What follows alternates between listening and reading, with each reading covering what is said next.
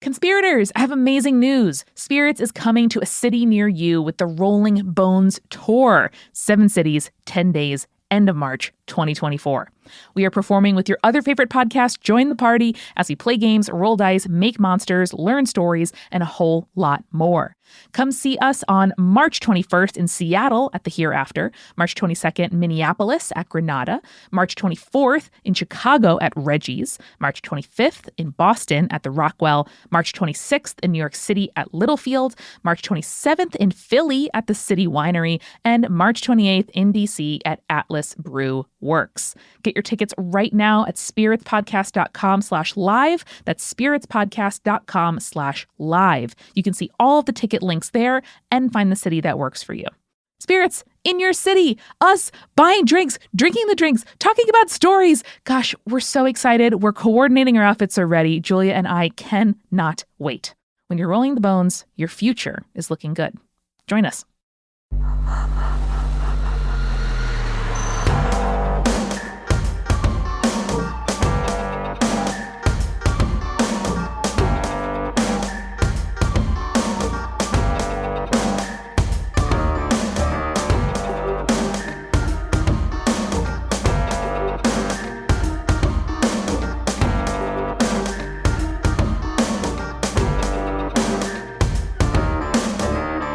Welcome to Spirits Podcast, a boozy dive into mythology, legends, and folklore. Every week we pour a drink and learn about a news story from around the world. I'm Amanda. And I'm Julia. And hey, it's another Hometown Urban Legends episode. Hey, love to hear it. I am so excited to see what completely terrifying, hilarious, and maybe sweet urban legends our listeners have written in with.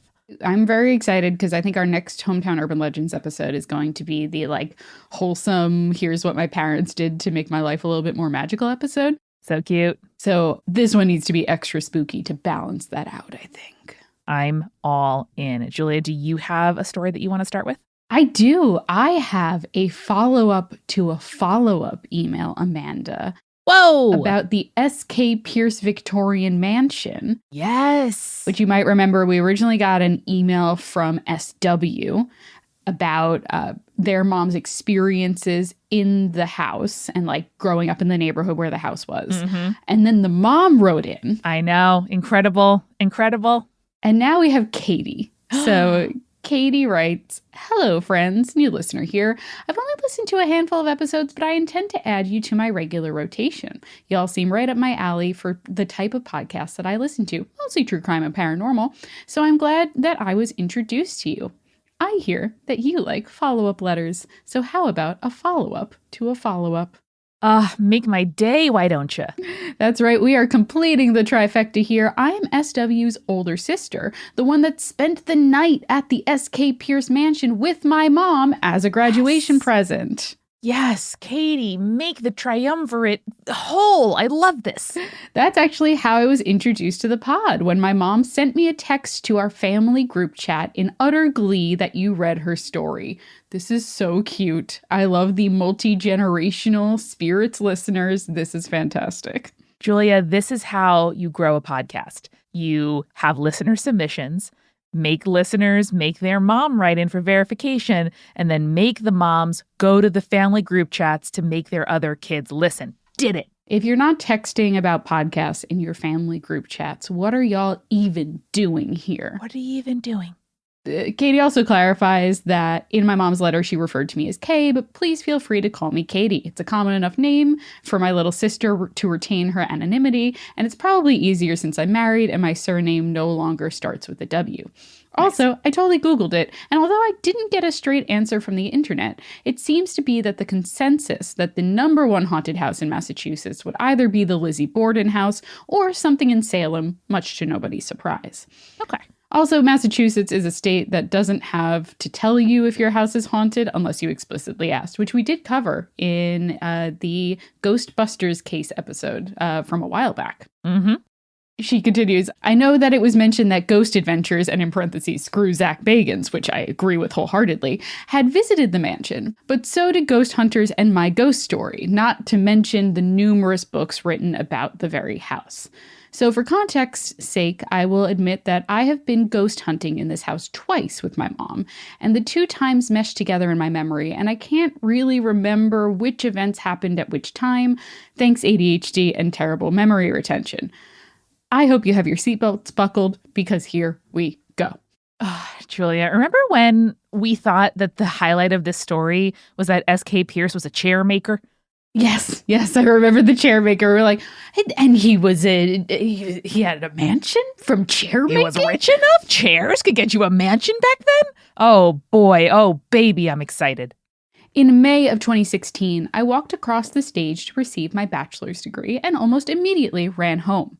I grabbed my overnight bag and off we went to the Victorian. As my sister and mom mentioned, I am very sensitive to spirits, the paranormal, and all of that. As soon as I stepped into the mansion, it all came rushing at me, and the sheer weight of the paranormal in the house settled on me. We all hung around in the kitchen, waiting for the rest of the group to arrive so that we could get the party started.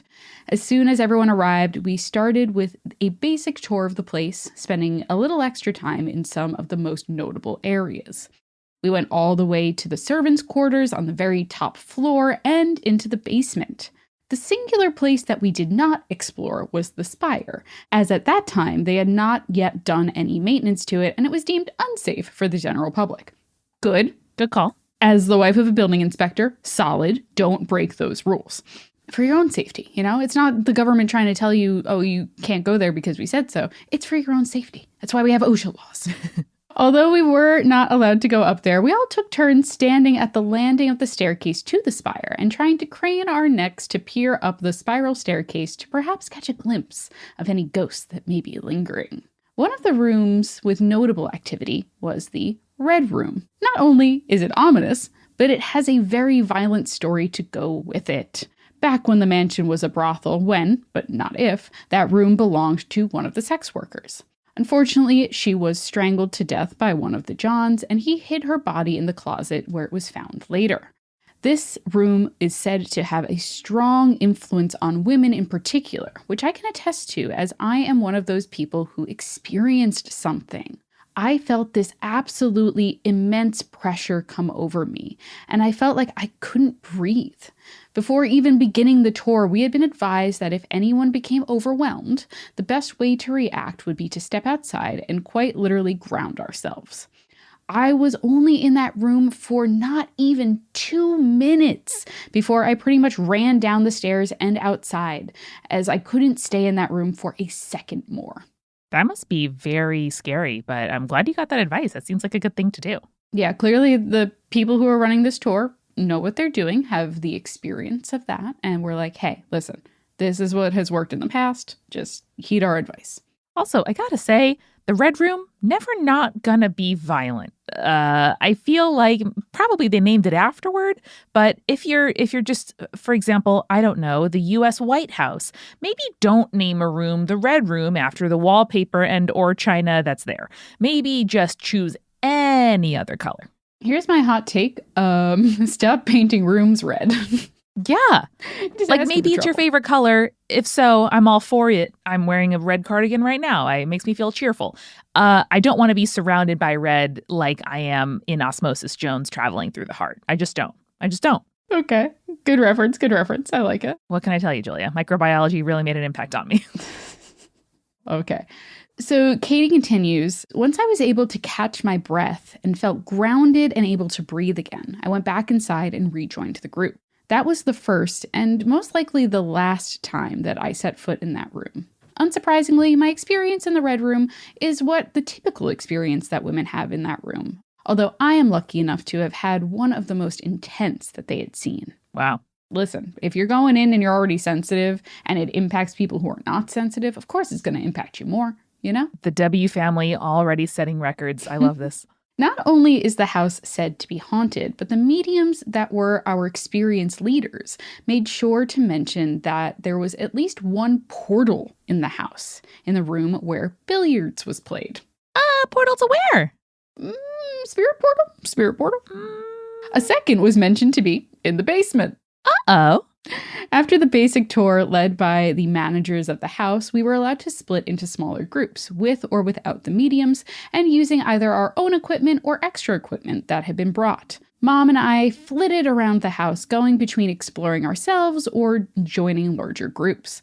On the third floor, the servants' quarters, there is a tale that one of the maids either lost her pregnancy or had a stillbirth in the bathroom. This was unknown to me at the time, and the sheer sadness of the aura in that room had me almost in tears. Which, again, like that kind of impact. I really am always interested in people who kind of go into rooms blind and then feel a certain emotion and then later have that validated for them. Oh, yeah. No, it always strikes me as yep, there you go. There you go, folks. It feels like incontrovertible evidence somehow. Yeah, that's only happened to me once in my entire life, where I was at a garage sale probably when I was a teenager.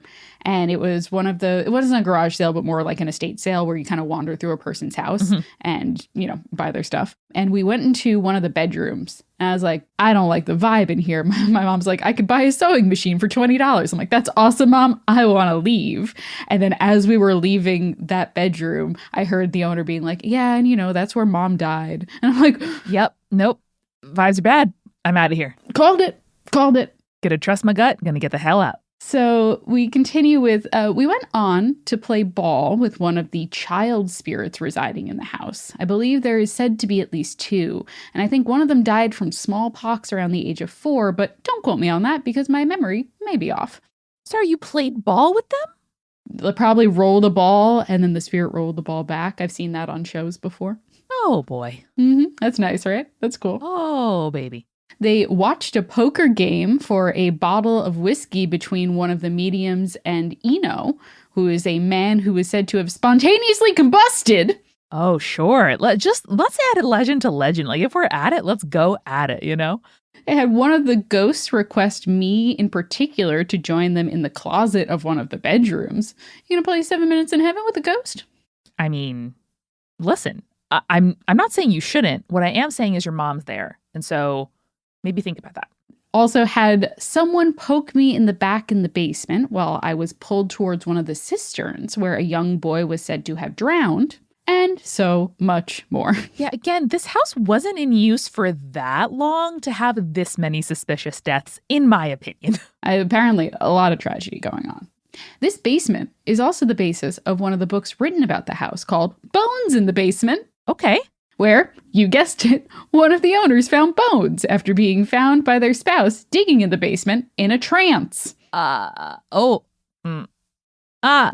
so much to experience there. You want to break it down?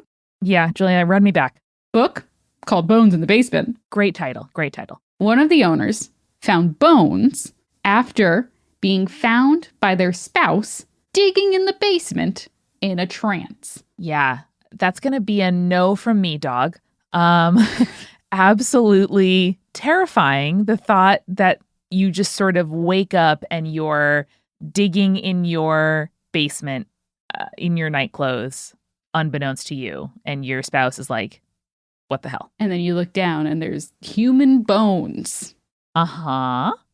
I mean, I would also want a book written about that. So at least, that experience was sort of captured and validated. I'm gonna very quickly see if my library has Bones in the Basement available. Yeah. Also, the Ho W family better be coming to our live show next week in Boston. Come on. Honestly, I could go on, but let's get to the climax of the story. The overnight. Yes. The group of us that were staying overnight split into 2, with one group spending the night in one room and the others in the room across the hall, with our medium/guide sleeping in the hall between the rooms. Kind of like when you would go on trips with Girl Scouts or Boy Scouts and they're like, all right, all the children go into there, and then the parents are going to sleep outside so the children can't sneak out. Julia, if you were doing an overnight in a haunted location and people were like, okay, these are the 2 rooms, choose whatever. How are you choosing? Are you going with a group you vibe with? Are you choosing a comfortable vibe? Are you choosing a scary vibe? What are you going for? I mean, I'm choosing the comfortable vibe, the ghosts can kind of chill with me, but I don't want to be awoken in the middle of the night by the stank of a demon, Yeah. I'm going to be honest with you. I'm probably choosing whatever one is closest to the bathroom so that I, can pee in the middle of the night. I mean, this is a mansion, Amanda. It's probably got bathrooms attached to each room. That's true. So the room that we slept in was the same room that Eno was said to have spontaneously combusted in. Of the poker and the whiskey. They also add, there's also a less fun story where he just fell asleep with a lit cigarette. I mean, that is a thing that happened to people in the past. But spontaneously combusted, much more fun. Yeah. There were 3 smaller groups within this room, me and my mother, and then 2 other pairs of women. My mother and I were up against the wall right next to the door. There was another pair of people against the wall opposite to us, and the third was up against the bay windows. One of the ladies that was set up against the windows said that she had 0 intentions of sleeping that night and planned to stay up all night. Okay. My mother and I set up our air mattress and sleeping bags, changed, and crawled into bed. I've always taken ages to fall asleep, but it took a particularly long time that night due to the unfamiliar location and excitement. I was woken a few hours later. I think it was around 3 a.m., the witching hour. The witching hour, by the way.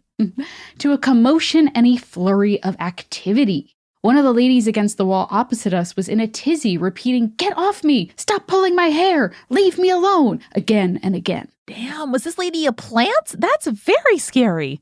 That is very scary. The hair pulling stopped, but then her blanket was being pulled off of her. Rude, in my opinion, but I digress. This is when she said, "Leave me alone. I'm not your mistress." Wow. She fell quiet as the activity around her stopped. I was barely awake, but I sure felt the obvious kick at the foot of the air mattress as the entity left the room, leaving behind a slight breeze with the kick. Damn, dude. I don't remember anything else happening that night. I woke the next morning, butt touching the cold floor below, head ever so slightly elevated, and legs all the way up in the air because the mattress was deflating. With our middle-of-the-night excitement, the mattress had still been perfectly blown up with no hint of deflating. It was also a newer mattress, which had only been used once or twice before, with not a single incidence of deflating during since. Point of order, Julia. It was the ghost. Yes. Ghost kicked it. I think that's the implication, yeah. The mattress also never held air again after that night, and not a hole or pinprick could be located anywhere. I really do think that a disgruntled ghost broke the mattress that night. We told our story at breakfast, and then everyone left. I went home and took a nap since I was still very tired. Damn, dude.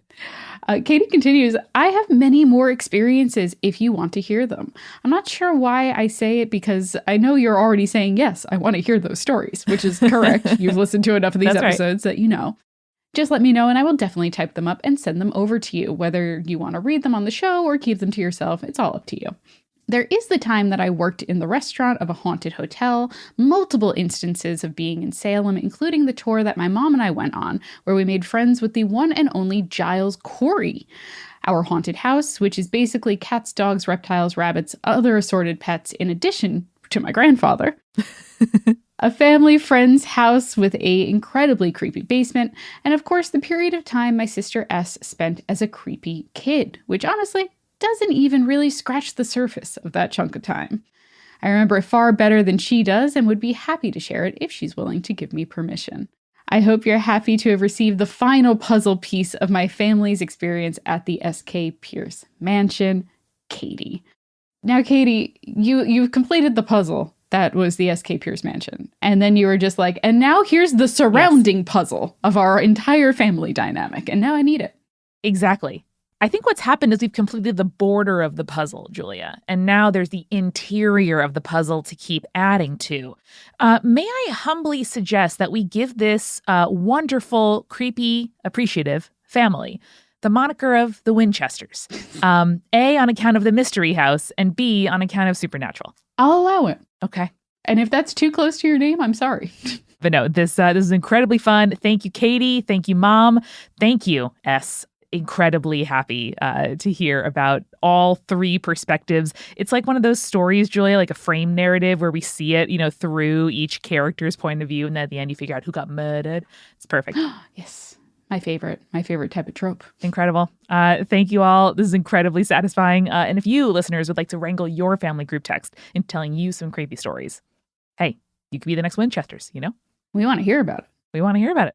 Amanda, why don't we grab a quick refill? And and then we will hear some other spooky stories and spooky tales. Let's do it. Hello, everybody. Welcome to The Refill. It's me, Amanda. I am so excited because this is the last refill I will be recording at home before I head out for a couple of days of like semi-work, semi-vacation to see friends before the Rolling Bones tour. Oh my God, I'm so ready. I've just picked out all my outfits. I cannot wait to meet so many of you in person. And if you have not yet bought your tickets, if you have friends who live in Seattle, Minneapolis, Chicago, Boston, DC, Philly, or New York City, tell them to come. The better this goes, the quicker we can do our next tour and see even more of you. So if you can send them the link, spiritspodcast.com/live, we would so appreciate it. Thank you and welcome to our newest patrons, Kate and Nicole. So appreciate you, especially because both of you joined as annual members, which is super helpful for us because it sort of decreases the chances that your credit card will expire or something, and then you are not a patron without realizing it, which happens to people all the time, and also helpful for you because you get a discount on an entire year of membership. We love to see it. Thank you as well to supporting producers, Alicia, Ann, Ariana, Ginger Spurs Boy, Hannah, Jack Marie, Jane, Measelkins, Lily, Matthew, Phil Fresh, Rico Like, Captain Jonathan, Malachi, Cosmos, Sarah, and Scott. And our legend level patrons, Audra, Bex, Chibi Yokai, Jeremiah, Michael, Morgan H., Sarah, and BME Scotty. If you would like to join these distinguished ranks and enjoy the hundreds and hundreds, probably thousands of bonus items we have for you over on the Patreon, whether that's the additional Your Urban Legends episode that you get every dang month as a Spirits patron, or any of the other things, recipe cards, poetry corner from back in the day, so much to enjoy. Ad-free episodes, do it at patreon.com/spiritspodcast. I have been highly enjoying mystery novels recently. Something about the winter really makes me crave that format. And I especially love the Deanna Raybourn series about Veronica Speedwell. She is an incredibly fun and sort of precocious, like Victorian woman intellectual and researcher and investigator.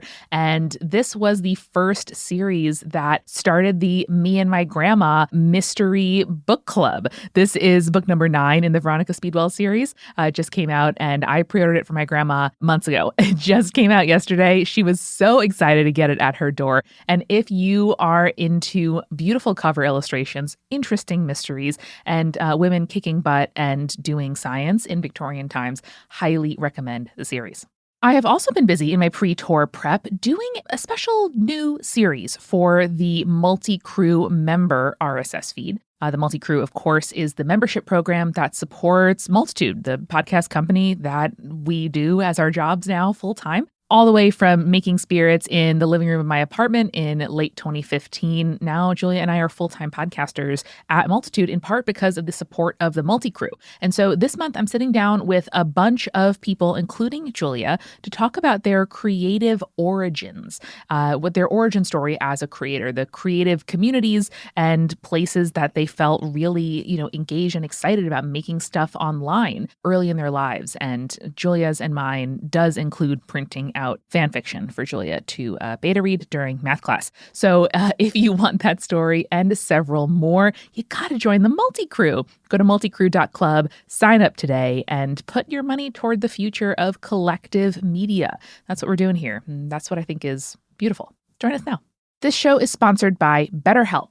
Now, if I had an extra hour in my day, I would like to say that I would practice ASL more or, do more meal prep. But honestly, what I would do is lay down in the sun with nothing in my headphones and just think and just watch people and dogs and babies and old folks and shopkeepers walk around my neighborhood and be a part of society in a way that I find it really easy to put on the back burner when I'm feeling overwhelmed.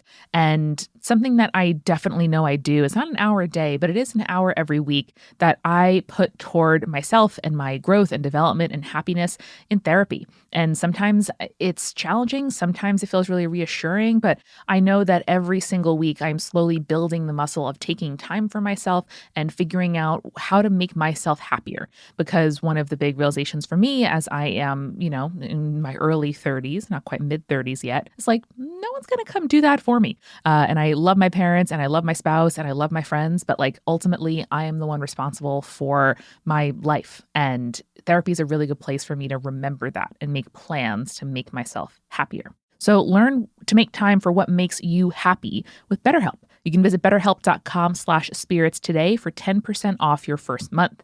That's BetterHelp, HELP.com/spirits. We are also sponsored by Naked Wines. And if like me, not like Julia, but if like me, you are still picking wines by what labels are the cutest, I have really good news, which is that Naked Wines is a subscription service that seamlessly connects you to the finest independent winemakers on the planet, so you can get a box of the market's best quality wines however often you like for less than you normally pay in stores. They do that by directly connecting winemakers and wine drinkers, allowing for the vineyard to-door delivery at up to 60% off of what you would pay in store without skimping on quality. And that means you get exclusive access to hundreds of top quality award-winning wines at huge savings. I recently had a friend over, Stacy, shout out Stacy, love you, who loves wine and is from like the Napa Valley. No big deal. And so when she came over, I was like, oh, let me offer you some wine. She's like, oh my God, you have wine? That's great. And I was like, okay, here's my Naked Wine box. There's 3 reds and 3 whites. Pick out the one you like. And great news, she actually there was a maker that she knew about and really enjoyed. That was included in the box. And so we opened that wine and listen, I thought it was great, but Stacy was happy. And that's what matters to me. So head to nakedwines.com/spirits and click enter voucher in the top right. When you get to the website, put in spirits for both the code and the password to get 6 bottles of wine for just $39.99 with shipping included. That's $100 off, less than $7 per bottle. That's nakedwines.com/spirits and use both code and password spirits to grab 6 bottles for just $39.99. One last time, nakedwines.com/spirits, code and password spirits for $100 off your first 6 bottles. And finally, we are sponsored by Blue Land, which honestly saves me so much bicep strain of carrying cleaning products up my stairs. I so appreciate that it is so easy for me to make sure that my mirrors and my counters, but y'all, most especially my toilet, is clean for me, for guests. Before I go away on tour, I'm giving my entire apartment a little spruce up. And I love that Blue Land's new toilet tablets, which they sent me recently, are so easy. You drop it in the toilet, watch it fizz, brush and flush. That's it. You don't have to scrub, and they're completely plastic free, which is important to me, not just for environmental reasons, but because I live in an old building with bad plumbing, and the plastic free tablets are especially useful. Blue Land is on a mission to eliminate single-use plastic by reinventing cleaning essentials to be better for you and the planet. Blue Land uses no single-use plastic in any component, from bottles to tablets to wrappers and shipping. And their packaging of their tablets, by the way, also fully compostable. So I bring it to my community garden when I go to volunteer. The products are effective, affordable, they smell really good, and the toilet tablets work not just on kind of like grossness and stains, but also like rust, mineral deposits, limescale, hard water, the stuff that is totally normal and usual and happens in every single toilet. Blue Land has a special offer for our listeners. Right now, you can get 15% off your first order by going to blueland.com/spirits. You won't want to miss this. blueland.com/spirits for 15% off. That's blueland.com/spirits to get 15% off. And now, let's get back to the show.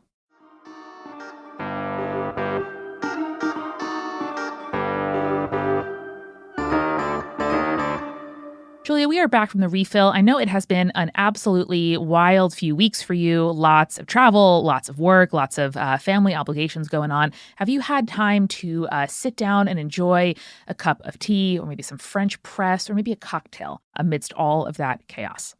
I have been feeling a little bit too tired to make cocktails, which is shocking for me. I know. It's a real tragedy here. It happens. But I have been enjoying some of the wines that we got from Naked Wine. Hey, not Spawn. Simply True. Not Spawn currently, but sometimes I just like to pop open the bottle, and I really liked all of the wines that we've opened so far from them, and it just makes it easier to like have a glass of wine with dinner without having to run to the store or anything like that. And yeah, that's been my alcoholic beverage of the week. Love it. Julia, we are recording this just hours before my birthday, where if you haven't wished me a happy birthday on social media yet, thank you. She's so Mickey, please do. No time is wrong. Specifically, if you want to buy tickets to our live show, it's a great time, spiritspodcast.com/live. But local woman-owned brewery Talea offers you a free pour for your birthday. So I am going to go later today. And the one that I have been eyeing, it feels like fall spring in New York right now. So I'm going to try the Cranberry Orange Splash, which is a sour ale, orange marmalade, ocean spray, cranberry sauce tasting notes, and it is brewed with real cranberry, orange, and sea salt. So to me, it feels like a perfect winter, but not too heavy sort of situation. I'm very excited to try it. You want to hear something wild, Amanda? Yeah. They carry that at my local Trader Joe's, and Whoa. It's the greatest thing. Every time I see a Talea beer on the shelf, I'm like, oh, I know them. They have great distribution. Good for them. They're really spreading out, and I love that for them. Alrighty, Jules, I have a story here from Housekeeping, who is a listener from Finland, titled Ghost Pupper, Shipwreck, or Both? I don't even know. Right? My guess is both. I have no context, but both is my guess. This is one of the first emails that we received in 2024, and so I was very happy. It was very fortuitous, and let's get going. So Ansku writes, "Hi, spirits people. I am a 20-something-year-old Finnish lady living in London. And while I haven't had any spooky encounters, or so I think, here I am to tell you about the closest I've ever come to one." Ooh. Parentheses, please ghosts, don't come at me now that I put that in writing. Yeah, knock on wood there, you know. When I tell you I've been procrastinating with sending this one in, I mean, it's been a good 4 years or so since I started listening to the pod and went, well, it's not much, but I might as well write in. I even had a chat with my mom about 3 months ago just to make sure I had all the facts right to write into you. For a little background info, when I was between the ages 7 to 11, my family and I used to travel to Thailand every winter for a few weeks at a time. We went 3 or 4 times in total, if I remember correctly. It was always me, my parents, my aunt, and her husband, and it was a relaxing yet adventurous time because we never just stayed at the hotel, but instead went exploring the countryside on scooters. One of our adventures made it into one of my school essays, and I'm pretty sad I've lost the original notebook because reading the thoughts of little me would have been great for my research. But enough background. Here's the story.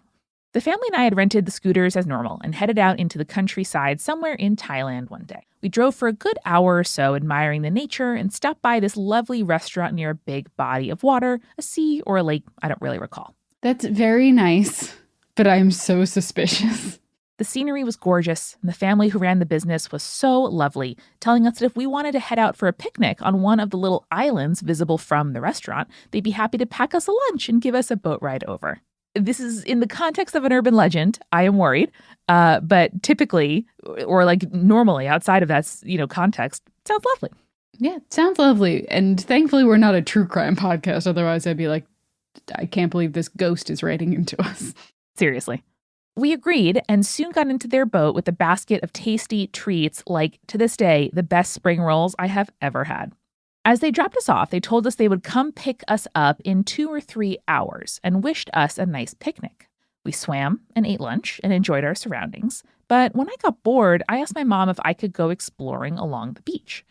My mom, who's an active and adventurous person, agreed, and we started wandering on the other side of the island while the rest of our party stayed put.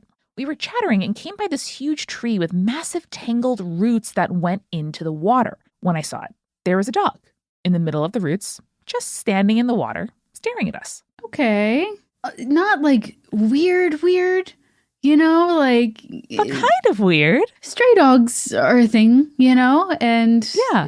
I guess, maybe he's like found some shade in the roots of the tree or something like that. I'm trying to assume the best because I love dogs so much. I know. I guess I would have expected the dog to come find you when you brought food to the island, especially if this is like a repeat picnic destination for the people who own the restaurant. But, nothing inherently wrong with this so far. Mm-hmm, mm-hmm.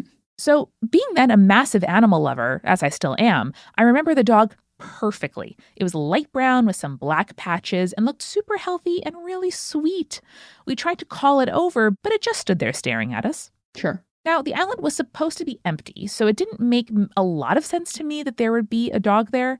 I wanted to show the weird discovery to my auntie's husband, my uncle, so we walked back to the others. My uncle came along with Mom and I to look for the dog again, but when we got back to that tree, the dog wasn't there anymore. Mm. Thinking that the whole situation was a little bit weird, but it must be someone's dog, and surely it just went back home again, we returned to our picnic and swimming, and soon the restaurant owners came back to pick us up. I like that the restaurant owners left you there too. That's interesting. But also, like, a lot of times islands off of coasts, sometimes, first off, dogs can swim. Oh, yeah. But sometimes, when the tide is lower, it's much easier to access those islands and, like, cave systems and stuff like that. So it's very possible that this dog, even if it's not owned by someone, at least could have swam over there, or, like, it not necessarily like, oh, it's just this dog on this remote island, that it couldn't possibly be here unless it was someone else's, Yeah, I totally agree with you. I'm also wouldn't be that surprised if, regardless, the dog knew that people brought picnics there. Maybe it's waiting to scavenge afterward. Fine. Mm-hmm. But, Julie, there's more to the story. Uh-huh. So when the family came back in their boat to pick us up, we told them, oh, we saw that cute dog. They seemed really confused and said it would be impossible that a dog would be there because nobody visits or lives on the island, and it was too far away from shore to swim. Okay. I mean, clearly people visit the island because you dropped them off there. I mean, via boat, but not like habitually. We were all kind of creeped out, but just brushed it off and haven't really talked about it since, other than the phone call I had with my mom a while back to confirm my details. Mm. The experience has lived in my head rent-free ever since it happened. Was it a dog that was on a ship but fell overboard? Did the ship crash and it was the only survivor? Was it a ghost? Maybe both? Maybe both. I'm trying to logic my way through this one so hard, and I don't know why. I'm like, this is the one thing I can solve, is why this dog is on this island. Well, MultiCrew continues, thank you for reading the story. Even though it's not super scary, it has been literally haunting me and my memory for decades. It is the closest I've ever come to a spooky event, including hearing our horses running around in our yard even months after they passed, which was just comforting to me and not spooky. But also a little sad. There's such things, cathartic, sad. Hope you guys keep making the pod, as it brings me lots of joy, and may you not get haunted by ghost pups, unless you want to. Lots of love, MultiCrew. Do I want to? Is the question. It's possible. Very possible. So I'd be very curious about people's opinions, because if the island was like too far that you wouldn't imagine a dog just kind of like going there for funsies, and there weren't lots of strays, which I feel like, she may have mentioned if it was relevant. Very curious, especially if the family that lived there was like, there's no dogs on that island. That particular detail really gets to me. Yeah, no, I don't know. I just don't know.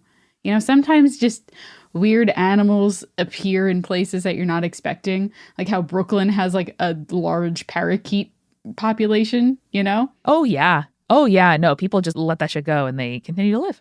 Yeah. Maybe that dog just got there and is doing his best eating fish and whatnot. I kind of love it.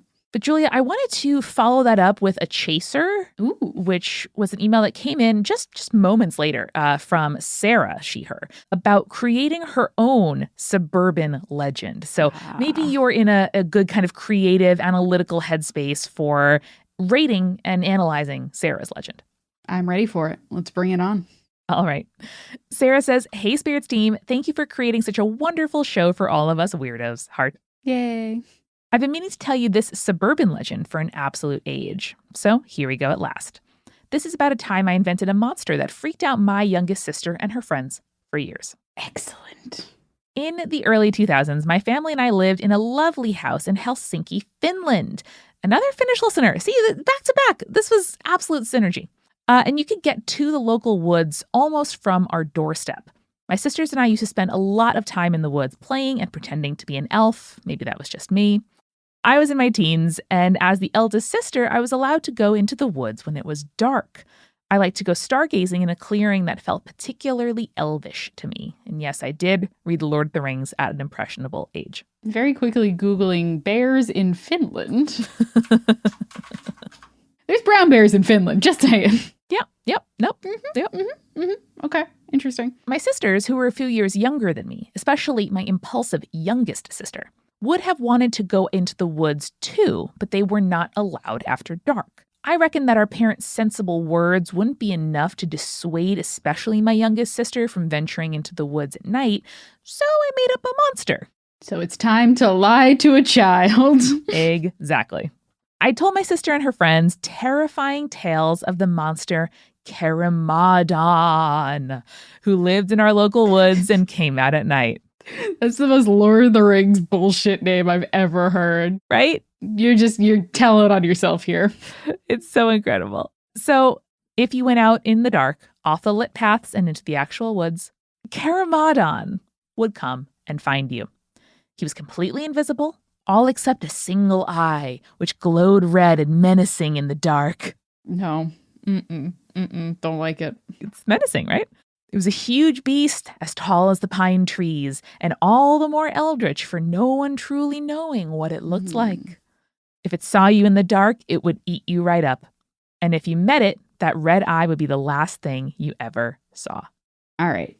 I don't know how the rest of the story is going to go, but if I was really committed to the bit, I'd go to the hardware store or whatever the equivalent in Finland is. I think they have hardware stores.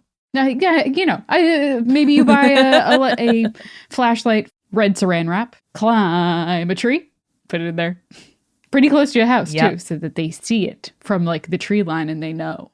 Yeah, just be like, hey, guys, just watch out. Just make sure that, whatever doesn't come through. And then 10 minutes after you walk into the woods, just start flashing it. Terrifying. Spooky. I don't remember any specific stories, but I must have described Caramadon perfectly vividly, striking fear into children's hearts, because my sister and her friends didn't go walking in the woods after dark until I moved out. Good. Solid. I thought they were just humoring me and they knew I was telling them a story I'd invented, even if I did a pretty convincing job of having a scary tone as I told it. Because even as a child and teenager, my favorite pastime was writing stories. But it turns out those poor kids were genuinely terrified of the monster I made up. Okay. I understand where you're coming from, where you're like, well, clearly I was telling a fake story just to entertain the children. But you did say you told them that because you're like, my logical parents' explanation won't sink into their brain, so it's time to terrify them. You did a great job.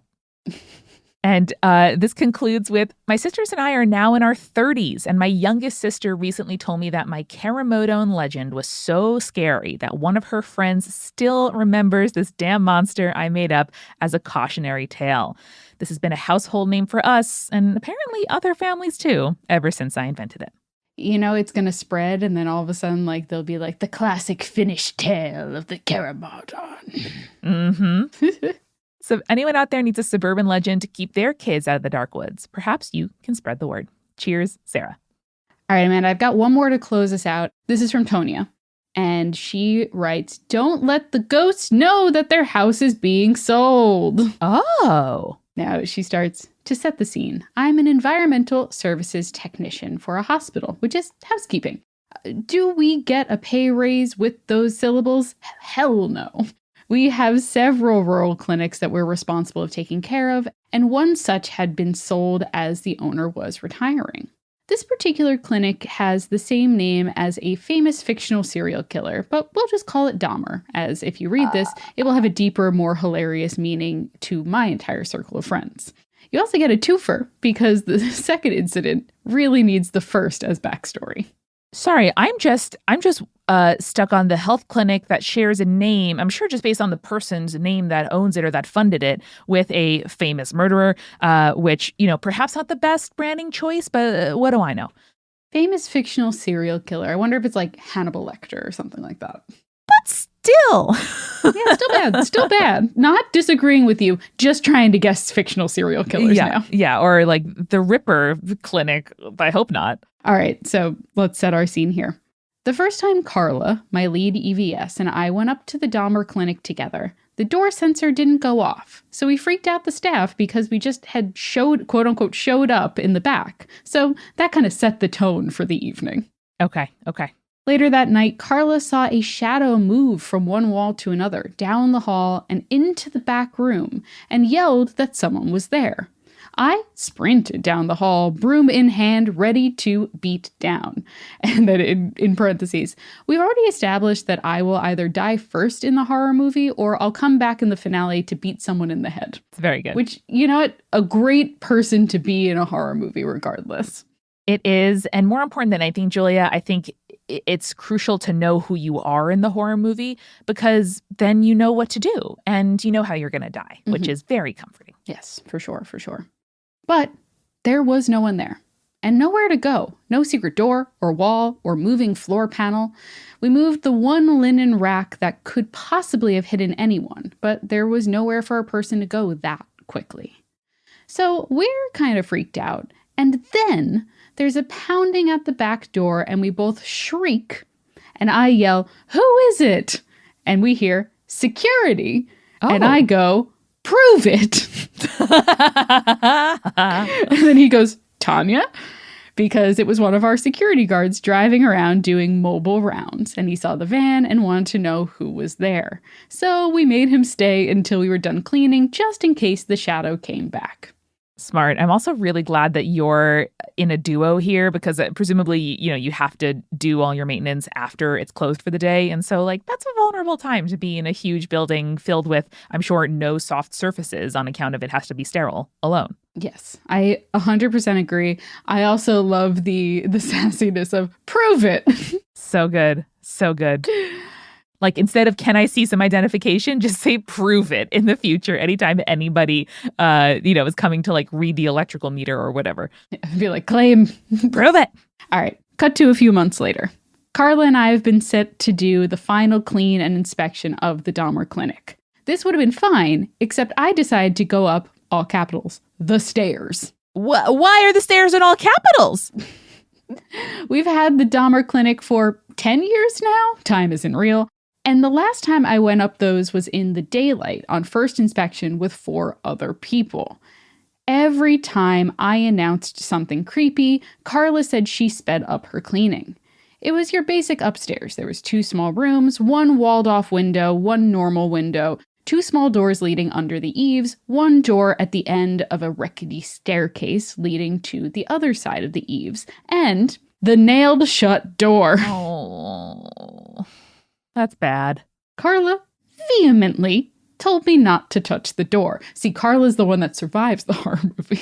Carla is the one who survives. Carla is the narrator, and Carla is going to be in the sequel that they produced 30 years later when everybody is grown and wise. And still looks great for their age. Still looks so good for their age. She also says, "I swear I never touched the nailed shut door." Good. Fast forward to the end. We're almost done. All we have left to pack in the work van is the vacuum and the chemical dispenser, which is a big blocky thing that's 2 feet wide and 3 feet high. And down the hall, in the lobby side of the building, I hear what sounds like a door being slammed or something really heavy being dropped, but all the doors were closed. We'd closed them behind us as we cleaned, and there was nothing in the building because we'd taken it all to the new clinic. Oh, interesting. It was the final inspection, final job. Okay. Before they sold the place to someone else. Got it. I said, "Did you hear that?" I can't remember if Carla actually heard it, but she went, "What?" And I said, "It sounded like a door being closed." And I paused, and then I looked at her, and I just said, "Run." She grabbed the chemical dispenser, and I grabbed the vacuum, and we bolted for the door. I'm glad you can have fun at work with a compatriot, because if you had said that and we were new coworkers or not on that level yet, I think that might be the scariest thing I'd ever experienced. She continues, "I then asked if the door was locked, and Carla said, 'I don't care,' as she put the dispenser into the van and ran to the driver's seat. And I had to, all caps, reach into the haunted building to lock the door, throw the vacuum into the van, and we peeled out of the parking lot, shrieking hysterically." Yeah, Carla's so real for that one. I love Carla. Later, Carla talked to a nurse who worked in the Dahmer clinic, and the nurse said she went upstairs? Never do that. Oh. Too late, ma'am. Also, Julia, again, I know it's your husband who's the building inspector, but you know a lot. I feel like if you don't go into a certain part of a building in 10 years, probably there might be a problem there. And so maybe you should just like look at it every so often just to make sure it's okay. Every once in a while. Yeah. So the nurse then informed Carla that after the news of the clinic being sold broke, the ghost, who had previously been content, got mad. And the doors and cupboards started opening and closing on their own. Paper towel dispensers went off without anyone being in the room. Drawers would jam. Lights would flicker. When I mentioned later that she ran when I said run, Carla said, when you say run, I run. Because I don't get scared. Startled, yes. But scared? No. So I guess Carla is my conduit for the supernatural because my only spooky experiences at Dahmer Clinic were with her. Thanks for sharing, Tanya and Carla. Incredible. Tanya, thank you for writing in. I know I heaped a lot of love on Carla in this one, but you were an excellent narrator. And I'm very glad that you're okay and that nothing, permanent happened to you. You're an excellent duo in both the work that you do and also apparently in storytelling, which is kind of a wonderful thing. Yeah, and if you're into role-playing games, I would highly recommend Inspectors, which Julia, her husband Jake, and Eric and me played over the first few months of lockdown virtually, and it was so much fun, and I think y'all would have a really good time pretending to be professional ghost hunters, because essentially you're amateur ghost hunters right now.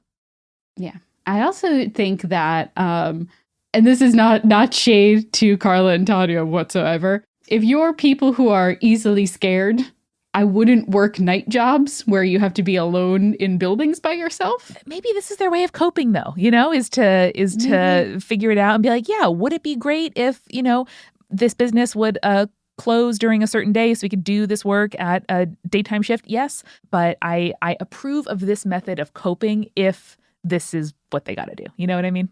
Yeah, a lot of this reminded me of my mother-in-law and how she is very easily startled. Like you could walk into a room and if she doesn't know you're there, she will let out the loudest scream you've ever heard. Oh boy.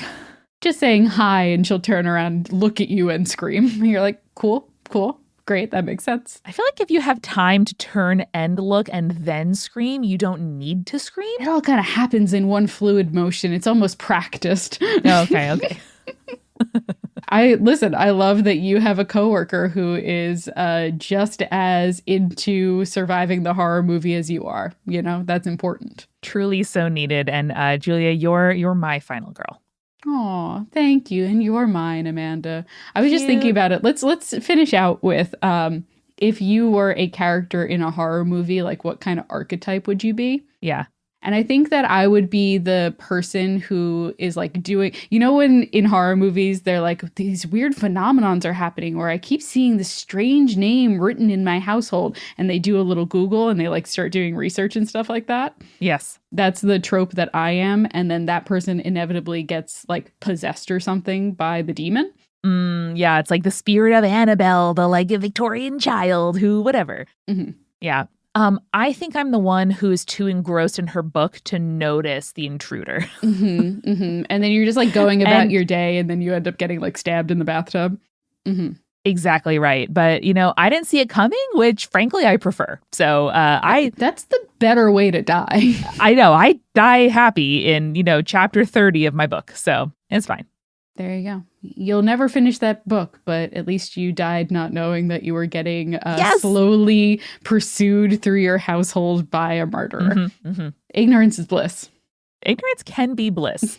And so, conspirators, next time you find yourself wondering, was that a door slamming or something else? Remember, stay creepy. Stay cool.